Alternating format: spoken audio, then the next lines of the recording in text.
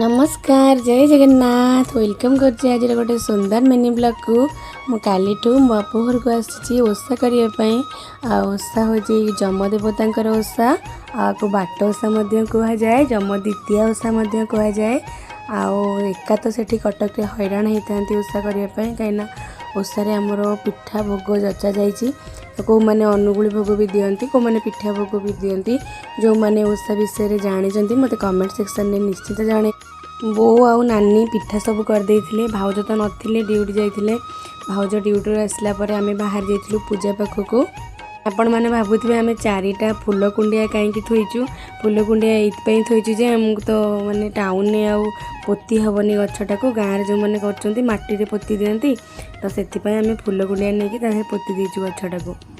Video भल लगी subscribe करने को जमार भी भूल रही। जय जगन्नाथ रखली जय जगन्नाथ।